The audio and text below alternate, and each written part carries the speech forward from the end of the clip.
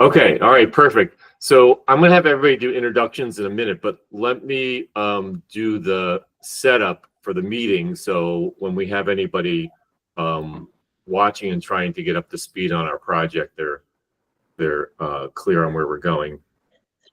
So I'm Jay Sears. I'm the founder of Team Dayā, and we've been a ardent buildOn supporter since 2018.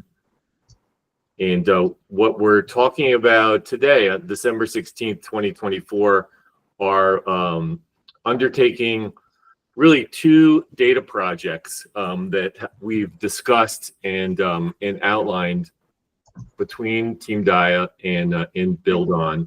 And I'm going to explain briefly what the two are before everybody gets into it.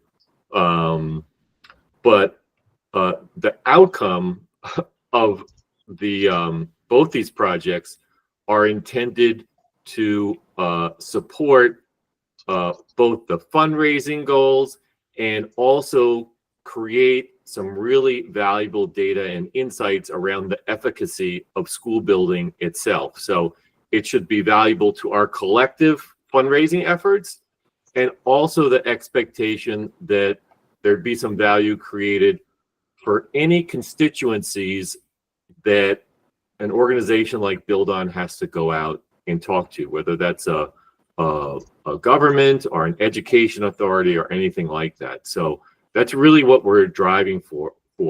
And there are two projects that we've talked with buildOn about over the last 18 months. So this is really the starting milestone to say, hey, we've talked about these things, and now we want to create a working relationship to get them both underway. So, and they're two documents, and I hope both of you have these. If not, I will put them in a central place so we have a almost like a working group location online. But one is a document that we worked on with Maurice and Kyla about a year ago that talked about possible internal and external resources for data collection and broadly measurement and evaluation for buildOn. And we're going to now build out what this actually means. And Team Dayā said we will go seek fundraising for these resources. So that's the first one. And then the second one, which I think is mostly the topic for today, is a document we put together in August about how we could take the existing data assets that either our buildOn has or any generally available third-party data, and put that together for both analysis and visualization using resources Hassan has identified for Team Dayā too. So and so that's kind of the mission at hand. I just want to say, Jabril and Eric, are super excited to get underway. We know what this means for us, and we hope that it means even more for you. But for us, it means we will be able to start to go out to some of our financial supporters and ask for larger resources, basically, because now we'll start to be able to answer questions that some of those resources demand, and so we're super excited about that. So okay, so I just want to stop there and then maybe ask Hassan to introduce himself, and then pass it to Eric and Jabril and to just do the same. Sure. Briefly. I'm Hassan Eric. I guess Jay's our leader, and I'm one of the co-founders of the Team Dayā. My background, I'm a software engineer. I happen to have fallen into media and advertising in early 90s. I've been in media for the last 30 plus years. I now run a tech company who specializes in data collection and data management. We have bases in London, Turkey, and China. The 2 kids and London-based. That's probably enough for introduction personally. A few other things to add on to what Jay said about the project, and I'll keep it brief. The initial study that we want to try and do is it's almost like a fact-finding mission. So it's not necessarily going to solve. It's not trying to solve all the problems or challenges, but it's trying to identify the challenges and so that we can come up with a way of collecting and managing data in the long run, so that anything that we kind of find out, it should be sustainable, both from the resources point of view and also from the correctness point of view. We are kind of going to try and minimize the time that you're involved. We did sort of make some promises in terms of how many hours of your time that we're going to take. But I would highly encourage you to volunteer additional time for your own benefit, because we are going to bring in highly qualified people into the mix, from AI specialists to education data analysts to the software specialists. And in that journey, if you're part of that conversations, you may come across things that will actually benefit what you do on a day-to-day basis as well. But in any case, we are going to take on this challenge and volunteer to it. I can't remember what Jay said. I guess Jibril is the only one that I haven't met before. Eric, I met. I assume you two know each other, but Jibril, maybe over to you. All right, sure. Nice to meet you, Hassan. And Jay, I believe we met in person once last year in Stanford. So it's good to see you again. So Hassan, I'm Jibril Watara, Chief Program Officer for buildOn Global Programs.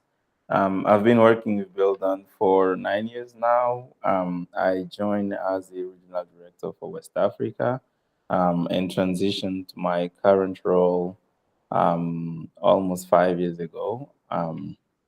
Now I work with the 8 countries where buildOn has programs: school construction, enroll, and adult literacy, including the income generating activities part of it. And I work with the country directors and their teams to implement the programs. I now also am more involved into the M&E aspects of our work since Kyla left, as I work directly with our global impact manager based in Nicaragua, Sergio, who I may also get involved into the project at some point, depending on some of the activities we'll have to do. In terms of background, I studied development economics. And I also worked on M&E a lot before, working with a consulting firm called Dalberg, and we used to do lots of impact evaluation projects with different kinds of organizations. So that's who I am, and I'm very excited to be part of this exciting project that we are kicking off today. And by the way, I'm based in Burkina Faso, West Africa, which is also my home country. Right. Actually, I left that one out. By background, I'm Turkish, but based in London. Great. Should we kick off? Eric, you just want to do a intro? I know we got it already, but just for the history books. Sure. Yeah. Hi, everyone. You just muted yourself.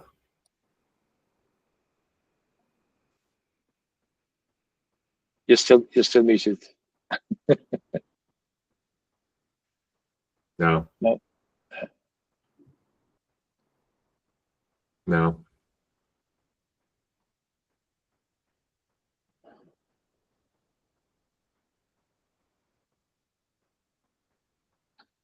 No, the screen shows that you are not muted anymore, but we cannot hear you. Can you hear us? You can hear you now. Okay, I apologize for that.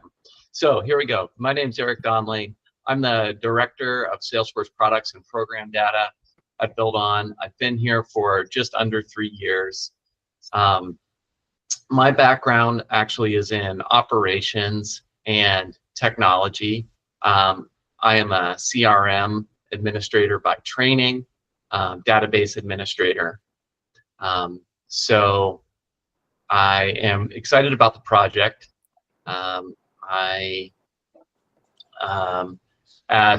At buildOn, we use Salesforce to manage our data and our data infrastructure. And so that is the responsibility of the data team. And so although not all data is housed in our Salesforce instance, there's a lot that needs to be housed in there.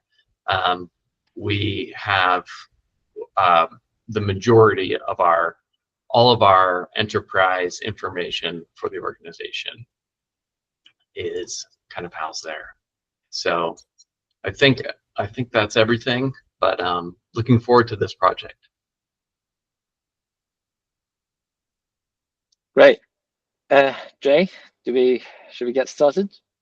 Yeah, please. And I think and just to check the time, I think we all have this down for an hour, correct? Which 12 to 1 my time, so for 1 hour. Okay. I think as a first sort of like task amongst all of us, we should probably sit down and try to think about all the steps that we need to go through to get the project off the ground, right? So in my agenda, I'll kind of talk through the things that I'd like to do, and then tell me if that's possible or not possible, or it's going to be a problem. So typically, I'll start on the data journey for each type of data you currently collect, which means what's the source data? What does it look like? Can we have some samples of it? What's the next stage of the data? Does it get collected somewhere? Does it get emailed somewhere? Does it get uploaded somewhere? The next stage is clearly somebody takes that data, cleans it, and then puts it into a system. And then takes it through some sort of classification.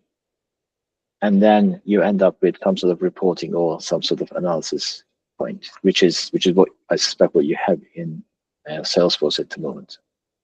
So as a first point of contact, I'd like to try and identify what are the different types of data that you currently collect, and what are the journeys that they take. So I don't know if this is the case, but I'll give some examples. So if you're collecting data from headmasters, how is that currently collected? And we can talk about a few different cases. If it's the same in every country, great. If it's not the same in every country, at the moment, maybe you don't know. Maybe you collect the data from the country managers, and the country managers are responsible for collecting it from the headmasters. And so let's try to identify what those different data sets are, and then we'll start diving into what those individual steps are. Does that sound okay? Jay, do you want to be the secretary?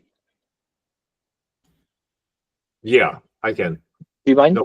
Yeah, no, it's no problem. And we'll have transcripts for all this too. Okay. All right. So who wants to start?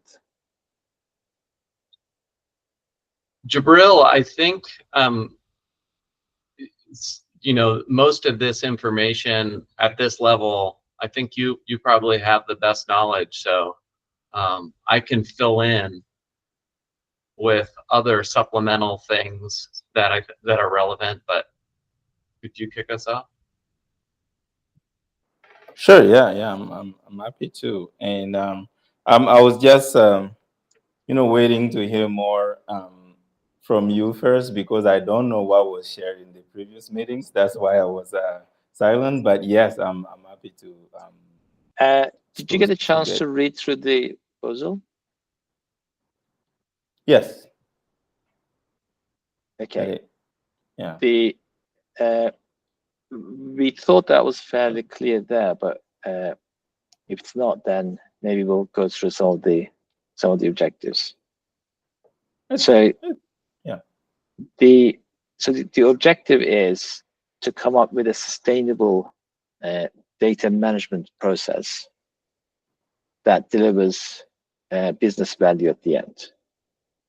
So the two challenges there, two key challenges. One is a sustainable data collection and management process. And that's worth nothing if it doesn't deliver some business value. And the business value is, yes, with this data, we are able to say building schools makes an impact on people's long-term life, or it makes a difference on the amount of educated people, the average education in the country or in that region. So from our perspective, we need to establish business value. I apologize for the word business value, but character value, whatever you want to call it. But that business value is the only reason that we're able to take this information and then go to our funders to say, building schools works, and this is why, so that they will actually be able to give us more money to build more schools, right? Now, that for us to come to that conclusion, we have to have a model whereby we can monitor the schools that we build, the schools that other people have built, to say, yes, in the long run, building schools delivers a value. So we're going to be looking at these two areas. One is the data collection and management, a sustainable one. And the second one is, okay, what conclusions can we drive from this data model that actually proves that the building schools makes an impact on the community? Does that give you, do you understand why we're doing this study? Do you have some questions, any questions on the study itself? No, that's all clear. That's all clear. Yeah. All right. Yeah. So we don't know what numbers that we're going to come up with in the value generation, but until we have good, clean data, until we actually look at the data that's coming in and we can trust that data to be good and clean, we can't start doing the analysis on the impact analysis of the. So again, we're not trying to find every case of the impact of the data. We want to create a few models where we're able to show, yes, building schools does deliver value, and we can actually prove it through the journey of this data, which then makes the whole point of data collection and management worthwhile. Yeah. Yeah. So with that in mind, can you tell us sort of like what kind of data that you currently collect and what's the journey that they take? Yeah, okay, absolutely. Before that, what I wanted to add is when you ask the question about, like, does building schools, does XYZ?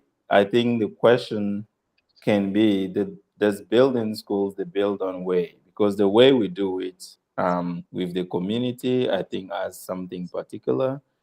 And there is some part of the data that we collect that's related to that. Methodology, engaging the community to come and volunteer and things like that. Now, speaking to the data we collect, I'll go program by program, starting with the school construction. Before we even start building the school, there's what we call the community profile. So we have the data on the community profile, which goes from the location to the people, information on the people, like how many people in the community, what do they do as traditional activity, farmers and things like that. We and also the school profile. How many grades do they have? How many students they have by grade and by gender? So we collect those data initially. There are some part of the community profile that we collect now that we would not be able to provide, like, historically before 2021, because some of the data we started collecting in 2021, and one of them is the number of out of school children. So we have a whole Go ahead. You wanted to ask something? Yeah, Hassan? do you mind me interrupting you every now and then? Sure. Just because I have a terrible memory, and if I No problem. Yeah. No think problem. of things, it's like, and I really don't want to break your flow. So you collect the community profiles, and then Yeah. you pick the schools that you want to build, the communities that you want to build schools for, right? Yeah. So the community. Yeah. The Yeah, community. Oh, go ahead. Yeah. So just hear me for a second, and Mm. and I assume, and then let's say 10 communities apply, and you pick one to build a school for, right? And presumably the communities that you haven't built schools for, you also collect the profiles from those communities, right? No, we only have basics information on those ones. Basic So information. when you're doing the comparing, School. when you're Yeah, doing the when we're doing comparing, the comparing. Yeah. so there is So some for basic information for them, right? yeah. So let me try. Yeah, I will start from the beginning. So let's say we're in Burkina here. We got a sample of Yeah. communities that express needs for school. And this can be through the government because they send us some list of suggested communities, or can be from direct application from community members because they saw maybe a building school somewhere and they are interested, they need classrooms, they come to the office. We explain them how to file the application, they bring the application to the office. So we have that. And if I go to the country director's office, she would have all those applications from communities, but we don't get those into our data set at that point. The team goes to every single of those communities to actually check if the reality is aligned with what's on the paper, and also if the community complies with our methodology. And then talk to the community through what we call a mass meeting to explain how we work, and they may commit to do or not, because our methodology has a community contribution portion. They have to provide local materials, they have to commit to come to work as volunteers and things like that. So if the community commits to do that and then actually provide us the local materials on the site, then they get entered into our system. Right. The reason why I asked the question, and I'll explain. Yeah. So they make an application. So there's some data there. Yeah. And then your team members goes to each community, collect more information. Yeah. And I assume they formalize that and they put it into a form of something. So now we have, let's say, 10 communities where we have the basic data on, the basic information of how many students, how many teachers, and so on, right? Now, I assume the data part that we follow subsequently is the one where we build a school and then we collect data from that point onwards. Now, what would be incredibly interesting is if every community that applied for a school was asked to fill in some basic information in the subsequent years, so we create a baseline for comparison of the community that we built a school for, right? It improved by this much, and the communities that we didn't build a school for improved or not improved by this much.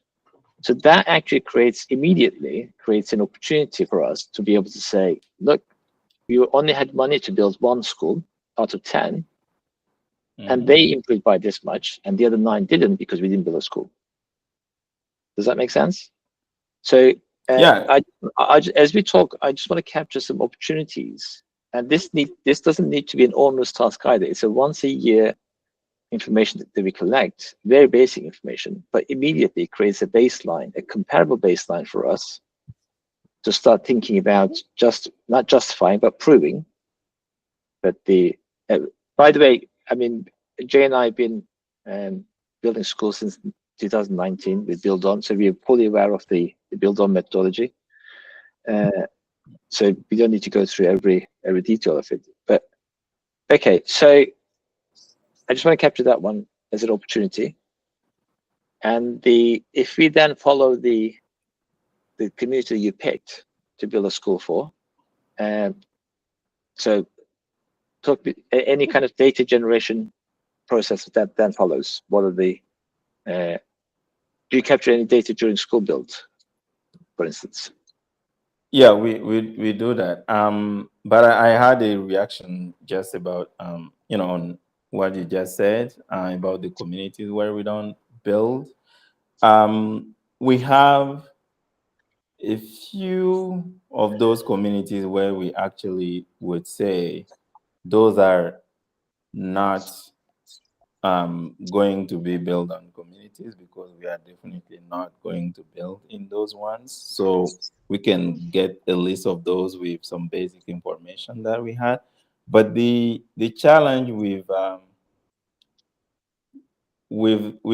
of them is that there are many other communities that stays in the pipeline getting ready. Like some would apply for a school this year. They do not get selected this year, but we end up building there maybe 3 years after or 4.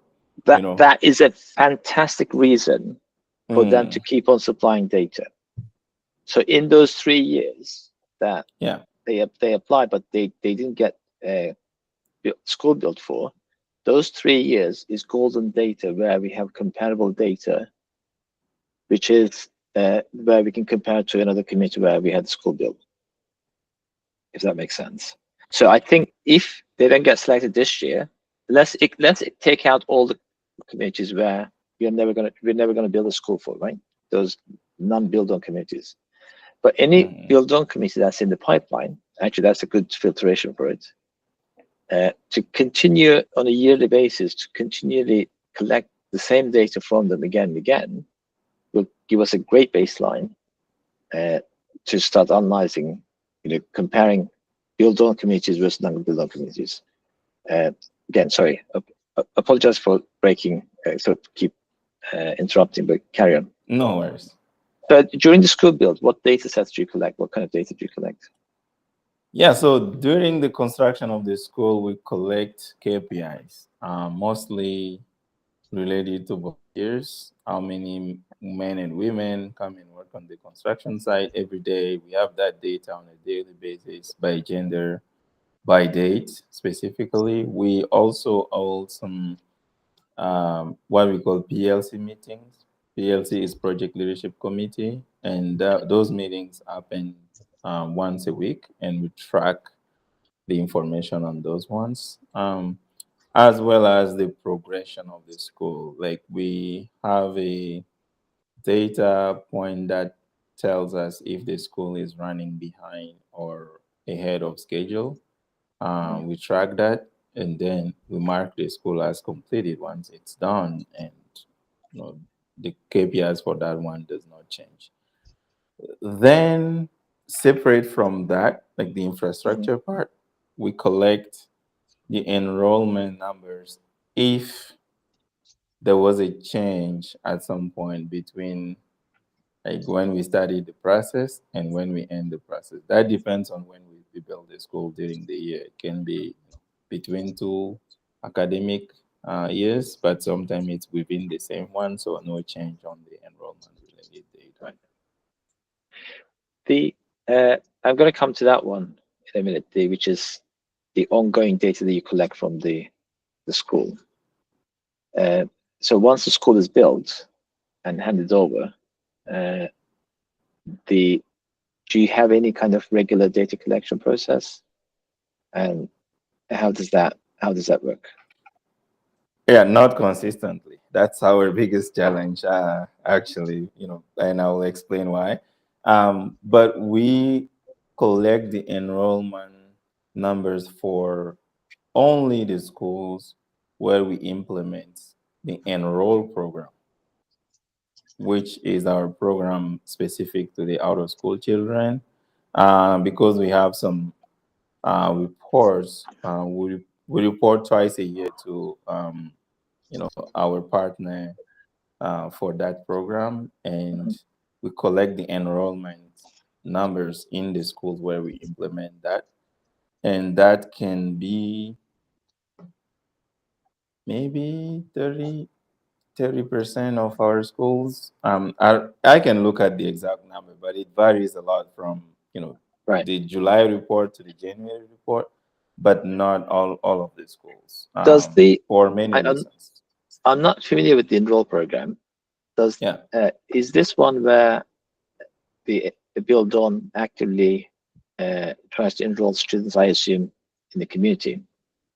Yeah. Through how? How? Do you turn up there on a regular basis, or do you commission somebody from the community? How does that work?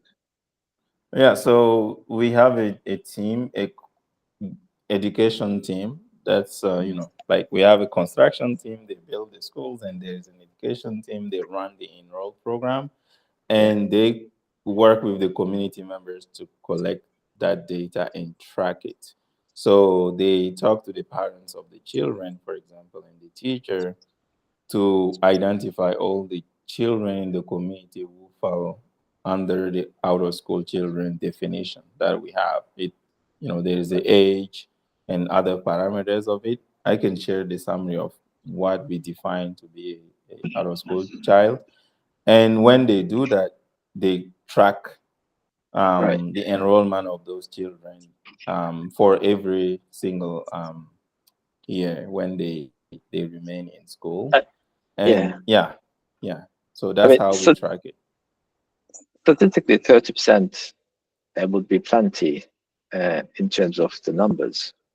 However, I think tracking every school, if possible, or finding a way of tracking every school would actually benefit everybody, right?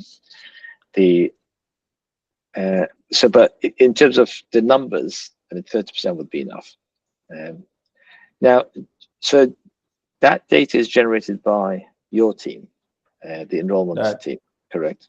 yeah, yeah, And yeah. They work that's with the teachers to get this. Yeah. And again, the proportion of our schools that we collect the data for varies a lot from one period to the other. But yeah, I can give you the exact numbers when we share that the data. And that's a like I said, there are reasons why we cannot collect that data in all the schools, like 2,000 plus communities that we currently work with. the presumably that will have information around when the school is finished. It will have how many students there are that can enroll or should enroll, and how many students have actually enrolled. Presumably, their active duty is to try and reduce the number of unenrolled students, right? So reducing the not necessarily the numbers, but percentage of the students who are out of school would clearly be one way of proving that the building schools makes a difference. Combined with it, admittedly, that has a bit of a if statement because as well as building schools. So then the question will be: is it building schools that's making a difference, or is it the enrollment program that's making a difference, right? And I think we would need some sort of comparison to non-enrollment program communities to be able to say non-enrollment communities has a factor of 80% compared to the. But I think it'd be nice to get some sort of data around, at least as a sample data. So if you follow the journey on the enrollment program, they generate this data, and that data goes to and they generate it every quarter, half a year. How regularly do they generate that data? Do you know? Yeah, so that's done once a year by country. We report twice a year, but we have two groups of countries. Some of our countries report in January because they enrolled, their enrollment is between that reporting period, and other countries report in July. But each country get to do it once a year, except Nicaragua, because we do not have enroll in Nicaragua.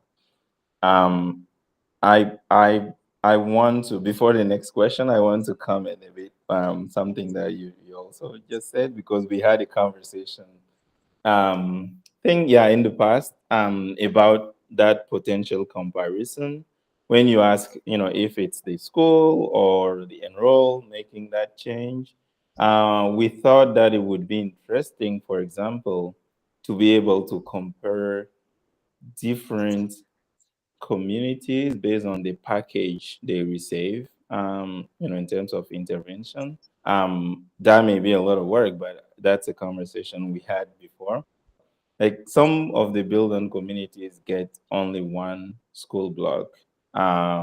We build on, and we keep partnering with them, but without enroll and adult literacy. Other schools get school block, they get enroll, but no adult literacy. And others get enroll plus adult literacy and income generating projects. And we've always been curious to understand what would be the difference between those, different packages that communities would receive. That's a really interesting one. You mentioned that because Jay and I were in Senegal last year, and we went to a community. We built a second school there, right? And in this community, they had the adult literacy program. They also had the finance, whatever the local financing. What's that program called? Where, hey? It's the income generating income generating program. Now, it's very interesting because if the mothers, and most of them were mothers, are going to school for adult literacy, then the chances are they'll also send their kids to school because they then start understanding the value of education, right? And interestingly, I suspect that probably has more of an impact than enroll program, because the parents are already benefiting from or seeing the value of the education. I don't know, but like you said, it'd be very interesting to study, to compare these data sets and say it's making a difference, it's not making a difference, or it's random. We don't know what the answer is, but my gut feeling would be, if I were picking one at the top, adult literacy would be at the top. That makes a difference. Then it can be, or ideas, because there's also the case of some communities. They have enroll and they have income generating projects, but not adult literacy. That's also another case. So, okay, really cool. Now, 47. We have 15 minutes. So if you kind of carry on the journey of that data again, so once or twice a year that gets reported back to center. Now it's in some sort of Excel file, CSV file, something, and then I guess, Eric, it ends up on your doorstep. Yes, the OOSC, the out of school children data, then is updated on a Google sheet, and that was a big process moving it to that, and then we upload that to Salesforce and we do some data integrity work there. Okay. Cool. So the enroll numbers come up that way, and community profile and school builds, where do they end up as data sets? Do they also end up in Salesforce? Jabril, I'm sure you have thoughts on this, but I'll answer the first part. Yes, they do end up as data sets. They can be a little bit challenging to work with. Last year, we basically migrated the data set to simplify it and make it more structurally sound without going into a bunch of details. We migrated it to a stronger data set. Those enrollment numbers. I can read between the lines. Okay, yeah.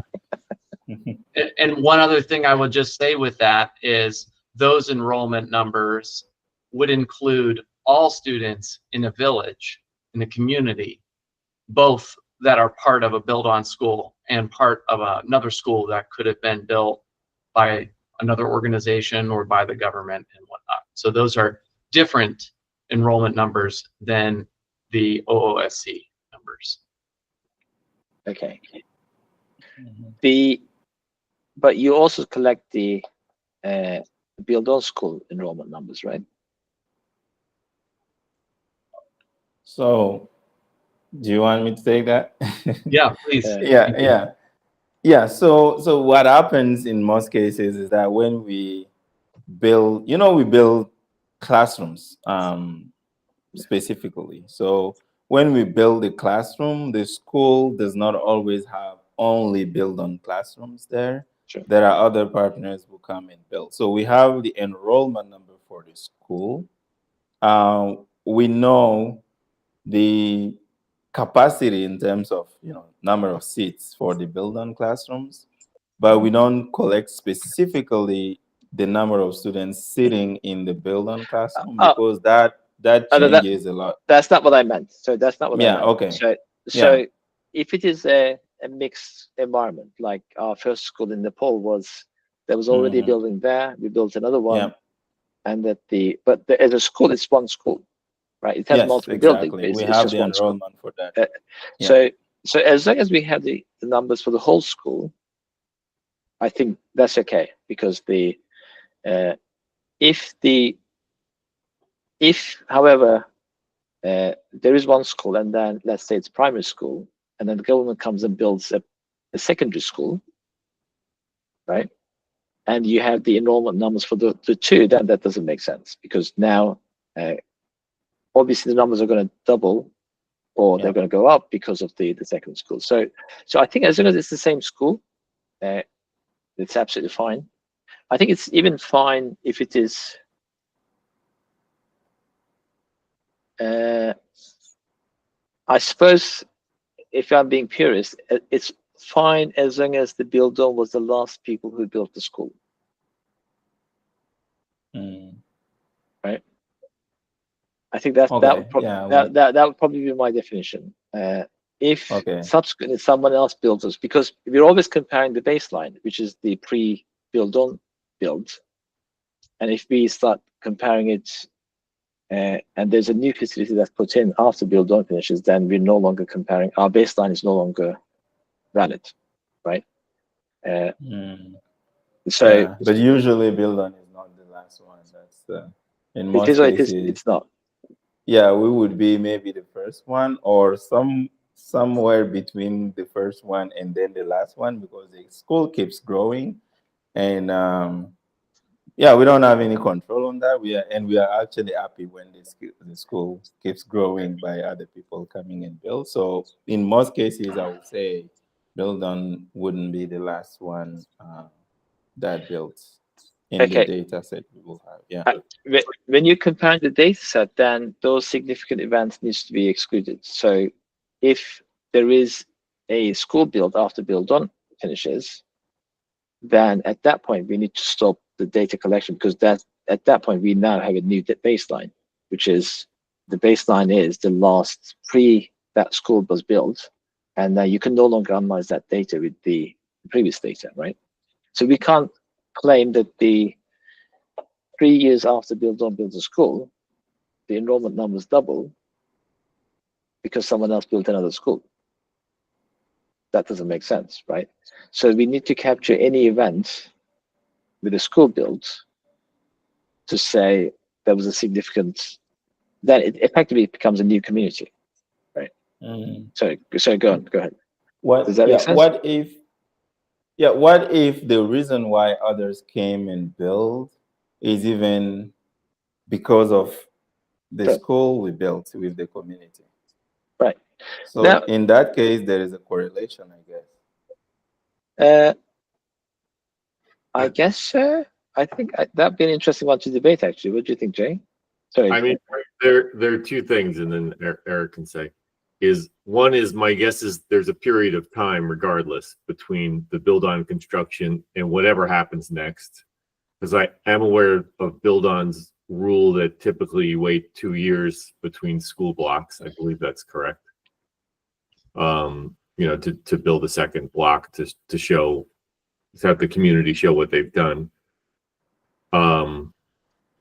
But I just want to echo what Jabril said, that, you know, one of the ways kind of buildOn kind of declares victory is if they show the way by building one of these blocks, and then the community takes charge on their own, and by working with whoever the other party is, kind of gets this done. So there should be some consideration for like that being really a cause for celebration, because that's really widening the impact of what's happening. But Eric, what were you gonna say? I was going to mention, and Jabril is actually, you know, Jabril, you've led the way on this in my own understanding of these indicators. But I was going to bring up the idea of gross enrollment ratio and then primary school completion rate as doing, you know, you have A and B for both of those. A being the communities that buildOn has built schools in. You can measure the gross enrollment ratio, and then B, the communities that buildOn hasn't built a school in. Same thing for primary school completion rate. And I'll further add, Jabril, and maybe you could correct me if I'm wrong on this. One of the reasons why you've suggested those in the past, my understanding is because of the challenges of actually gathering real-time enrollment information from the schools and communities, because it's so big, it's so wide, it's so hard to get that information in real time fast enough that these completion ratios might be a way to summarize that. So is there anything you would add to that, Jabril? Or Yeah, thanks so much for mentioning that, Eric. And yes, those are two key indicators that have been, you know, trying to encourage us to track. We've been doing it for the enrolled communities so far, but not beyond that. The gross enrollment ratio, it helps us a lot to know, like, among the school-aged children in the community, what's the proportion that's actually going now to school. So when we do the enrolled program, we do a before and after analysis. So instead of doing the with and without option, we do before and after to see, after we implemented the enrolled program, so enrolling out of school children, how did the gross enrollment ratio moved in the community to compare. And that's one of the indicators we report to EAC, so our partner for that project. And like Eric mentioned, there's this school, primary school completion rate that we haven't been collecting consistently, but we tried it last year in Burkina, and we can share the data set on that. What we tried to do is to see if at the buildOn schools, children are succeeding more or less at the primary school completion exam, which they passed at grade 6. So we took that the ratio from the different buildOn schools and compared it to the district's average for girls and boys to see if, you know, if with everything we do, methodology and in school and enroll in ALP, if it changes something to the completion rate. And in the case of Burkina, we had some positive results, but we really need to invest time and you know, team to collect such data in the other countries, which we're not able to do. I think I'm going to come to just a time check. I have availability. Do you guys have enough time to carry on for another 10 minutes? Is that, are you okay? Okay. I can do it, yeah. Great. So, only because this is so exciting. I can do this all day, right? I just want to sort of like get some pointers on the last discussion before we move into non-build-on data. I understand what you guys are saying. Build-on might be showing the way to build other people come and build subsequent schools, which is fantastic. Maybe there's another way to look at this, which is it's a technique from people like Walmart, where they look at the amount of sales per square foot of a shop size. Is there a way that we can actually look at how much education space is available, i.e. how many square meters is available for the school, which would give us a good indication of how much education space is available?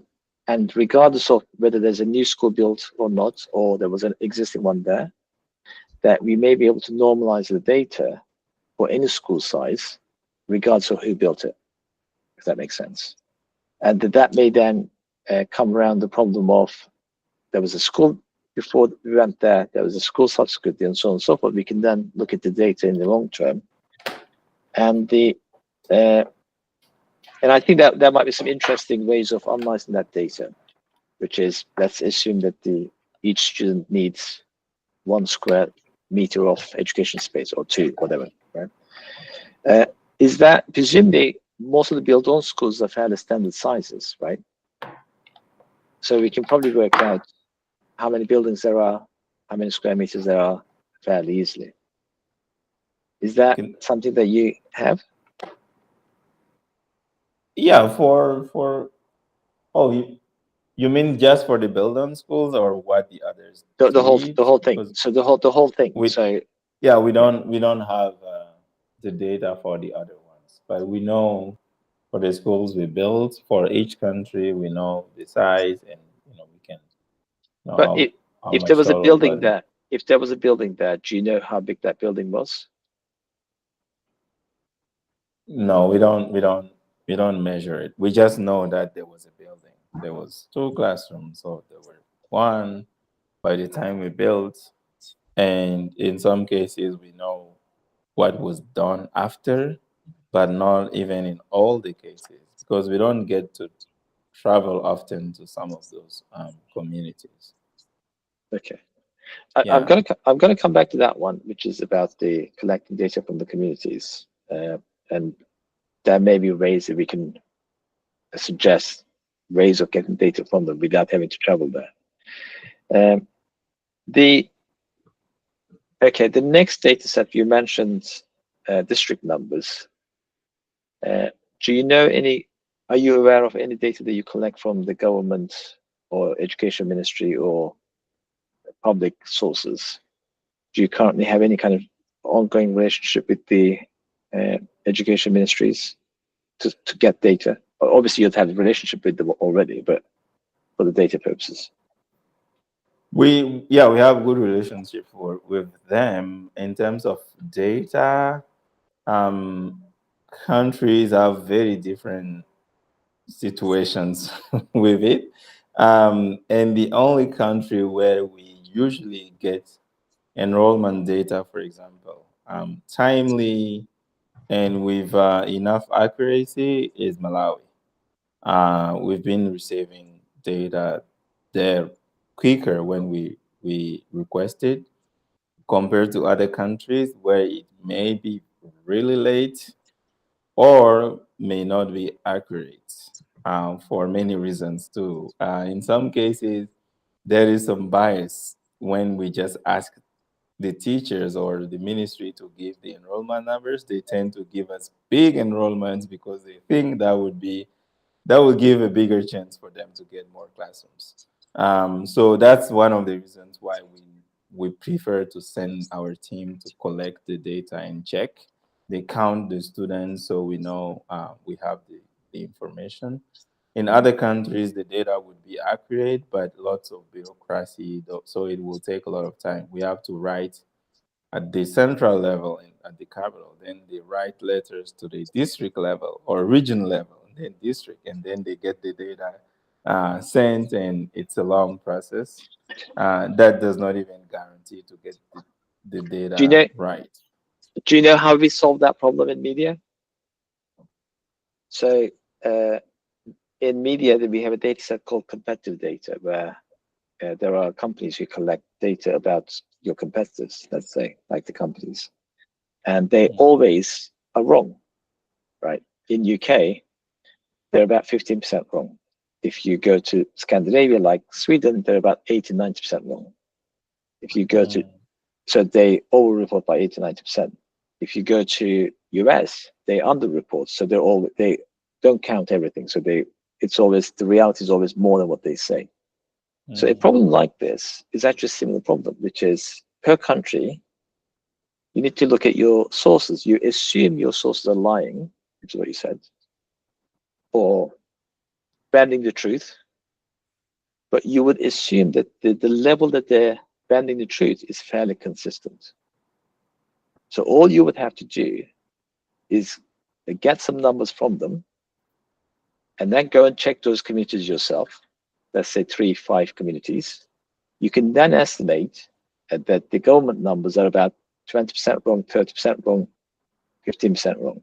So you can take that number now and continually take data from the ministry and assume that the data that you get from ministry is overestimated by 20%. And you apply that for the next 3 years. And in 3 years' time, you do another study, right? So that way, it gives you a consistent data source that you can manipulate to give you averages, right?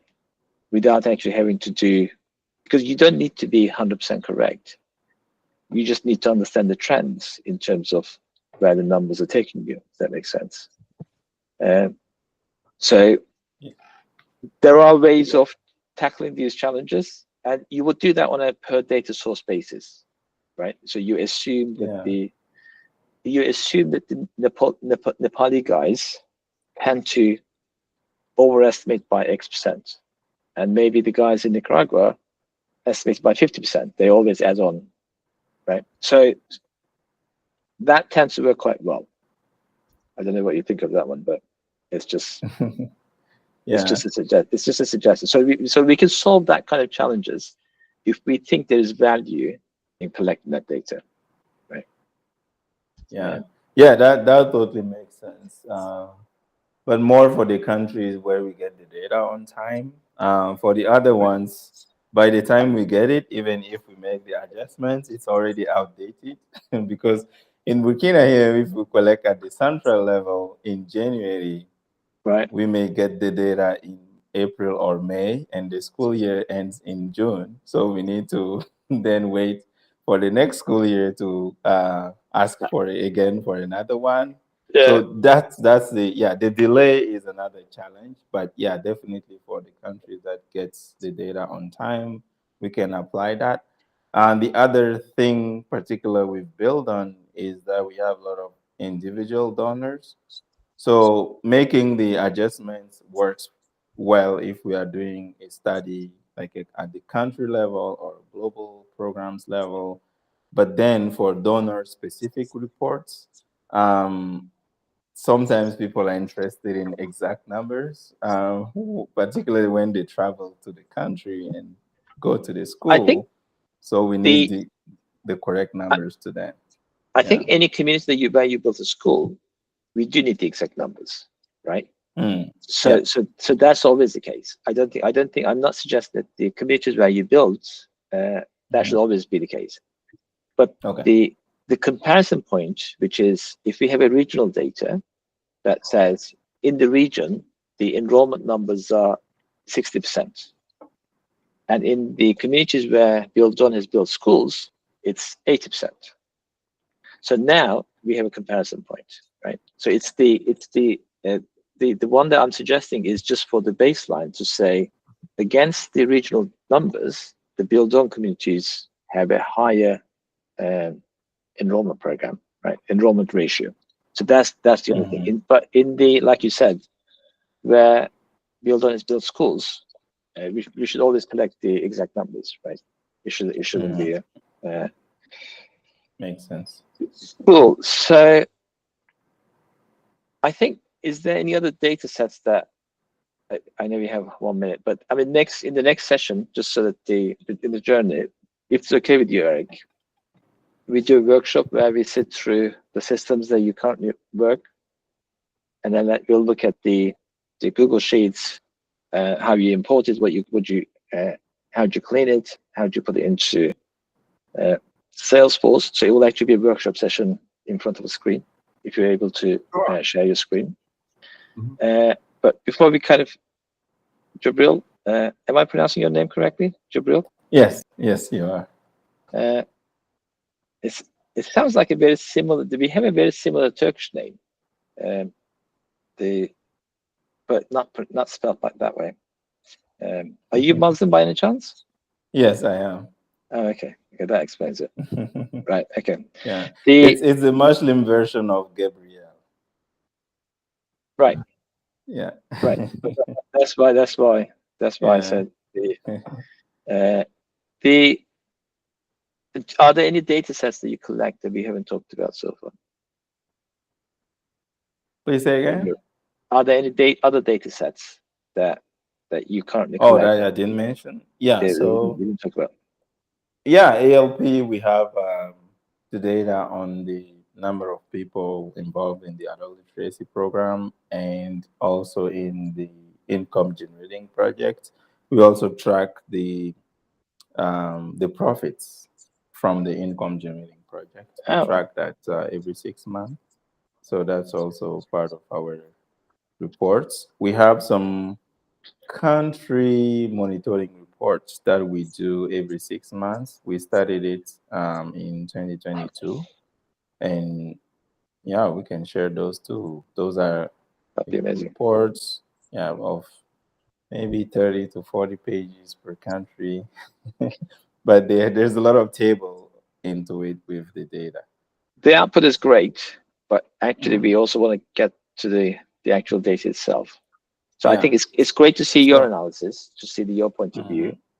We want to try and bring in if you like, a different point of view, or maybe addition to what you considered, and but it'd be fantastic to look at the outputs, of course, because it really helps us guide how to use the data. But also it'd be amazing to look at the data, so for us to see if there are relationships, correlations between things that we're not expecting to have, if that makes sense. Sure. Amazing. So in the next call, who wants to be there? Eric and I are definitely going to be there. Eric and Eric are going to be there. Who wants to be in the? I'll be there. Okay. You'll be there? Yeah. Jabril, do you want to? I mean, we're going to be going through the numbers. Do you want to be there, or do you want to sit out? It depends on when it is, depending on when you want to meet. I don't know where you're located in London, right? So maybe we are same time zone. Yeah. So it really depends on when, and also if you and Eric wants me to be in it, I'll be there. So maybe the first one. Maybe you can put me as optional. I think for the first one, there's going to be a lot of knowledge share between. I'm going to try and understand the data. And then I'm sure we'll have some stuff coming out of it, and then we'll do a subsequent follow-up on it. Maybe we'll do the first one between Eric and I, and then we'll record it if anybody wants to watch it. But all right, does that sound good? Yeah. Yeah, and Hassan, one thing, just so I'm prepping us, the whole team, the whole group, anyone that's working on it, the enrollment numbers that we have, not our OOSC data, but our actual enrollment numbers that we take, there's definitely a lot of challenges with that data set. And so it'll be, we can dive in depth into it and look at it. But, there are some hiccups in that, consistency being in time period being some of the biggest challenges, right? The OOSC data, or out of school children data, from my perspective, and maybe I'll learn that, something else is true with all the experts working here now. That data set, to me, is the highest quality. information that we have, and it's had the most attention put to it by different team members. So it is only 30% of our communities, but it is a strong data set because, you know, so much funding has been tied to it. You know, we report it to EAC a couple times a year, or is it? No, we report twice a year, right? Yes. Yeah. Yeah. So we report it in 2 different periods. Yeah. So I just wanted to share that little bit before we go into the more in-depth meeting. In the data sets that I've been working with in the last 30+ years, I've come across a lot of things, and I'm pretty sure that it's not going to be any different. So, I mean, the first thing that we're going to be looking at is doing some data hygiene, which is, are there peaks, unusual numbers that we can't explain, right? Mm-hmm. So are there random peaks and random drops that we can't explain? Then we're going to use some statistical best practices around you drop off the top 5 and the bottom 5, things like that, just so that we can smooth out the data and say, if we can't explain a number, then it needs to fall into the functional number, as opposed to we just randomly doubled our student numbers in 1 year, right? Right. So it is going to go through that kind of sanity check, if that makes sense. But I am, Right. I mean, if the numbers are manually generated, I am expecting that there are enormous number of, not enormous, but some mistakes. Things like somebody wrote a number onto a paper and then someone else copied it incorrectly. Yes, for sure. I mean, the stuff happens, right? So they're gonna come out and glare at us, like they're gonna shout at us and go, I'm wrong. So they're normally fairly easy to spot. Okay, great. Yeah. Well, I just wanted to prepare. I imagine you're ready for all surprises, or nothing will be a surprise, is kind of what you're saying. So. Yeah, exactly. Okay. All right. Can I just mention a couple things? One is I just want to, and this might be more for Hassan, but in this 2023 letter where we outline some of like the data collection challenges, there's a whole appendix that talks about the data sets that we've discussed today. So the school building, the volunteer hours, the out of school children, the ALP, the IGA, like, so it's all the elements are in here. I also want to point out a couple times during the last hour, people were like, it would be nice if we could. And I want to make sure everyone's making notes there, because that's the project that we're also working on, that we originally talked to buildOn a year and a half ago, which was the project with Kyla, to say, what other internal and external resources do you need? So I think both these projects can be over time additive and accretive to one another too, because I just think by doing this, you know, it will clarify kind of almost this group's almost wish list of, it would be really nice if we could collect this data to feed into some of these models. And now we can take a look at that, put a number on it, a financial number on it. And what we've said, I'm going to say it again, is Team Dayā will go out and fundraise for that. So, very exciting. Yeah. And I just want to, what's and I'll ask Hassan, like, what cadence do you want for these calls? And should we set up a regular recurring, and what, because I know we're over, so. I mean, I'm driven by, at this point, Eric's timetable. So if you, I don't know if you're taking a break for Christmas or not, but if we can squeeze in one more meeting before Christmas, it'd be amazing. Could we meet this week? Would that be possible this week? I'll make myself available. Absolutely. And yeah. This time, actually all week, I can move any other meeting that I have during that. because I think that this is a good time to meet in general. I don't know if that works for you guys, but I would, any Sure. day, Tuesday through Friday, we could meet. I just need a little bit of notice so I can move my other things around. That sounds like excellent. That is. So